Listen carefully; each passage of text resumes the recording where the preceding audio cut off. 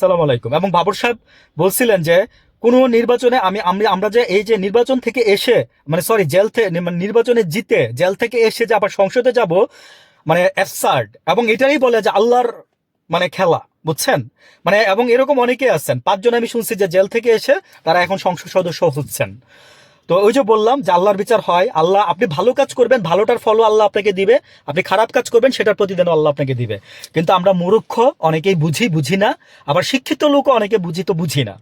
ভাই আমার বলার স্টাইল এরকমই, আমি অন্যায় দেখতে পারি না, অন্যায় আমি সহ্য করতে পারি না, অন্যায় দেখলে আমার খুব খারাপ লাগে, দ্যাটস ওয়াই আমি এইভাবে মাঝে মাঝে কথা বলি। আর হচ্ছে বাবুর সাহেবের বিষয়টা আমি এর আগেই বলে ফেলছি। তারপরে উনি বলছে যে 17 বছর জেল খেটেছি, ভাবি না আর নির্বাচন করতে পারবো, নির্বাচন করতে আমি আর আল্লাহর শুকরিয়া আদায় করছি, এলাকার জনগণ আমাদের ভোট দিয়ে বিজয়ী করবে, বিজয়ী করেছে, দ্যাটস ইট। আচ্ছা, এখন শুধু উনি উন্নয়ন করবে, ওনার শুধু একটাই পরিকল্পনা, উনি উন্নয়ন এবং আল্লাহকে জাস্ট নাথিং এলস মোর দেন, উনি এর বেশি কিছুই চায় না, এবং এই লোকটা আসলেই তাই করবে।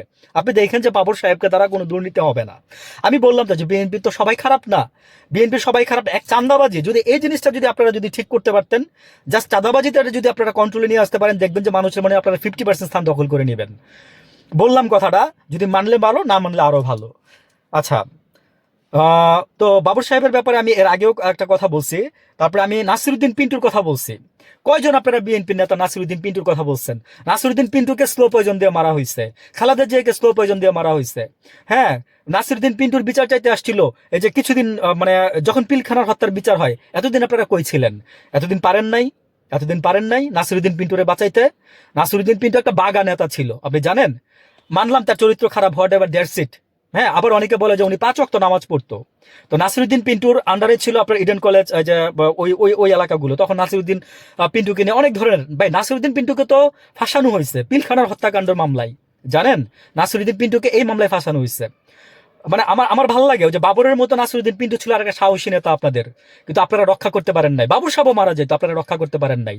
ইভেন বিএনপি আরেকটা ভুল কাজ করছেন, তৃণমূল পর্যায়ে যারা আপনার এই যে নেতা ছিল তাদেরকে আপনারা বাদ দিয়ে বড় ভুল করছেন। এটার জন্য বিএনপির, আমি বলবো যে বিএনপি এমনি জিততেন। আপনাদের ইঞ্জিনিয়ারিং করছেন না কি করছেন, ওইগুলো মানুষ যেটা বলতেছে, হ্যাঁ, বা আমরা দেখছি, সেগুলো আপনাদের লাগতো না, আপনারা এমনি জিততেন।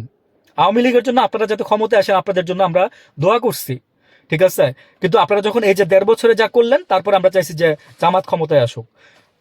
গুছাই দেন না, গ্যাপটা গুছাই দেন।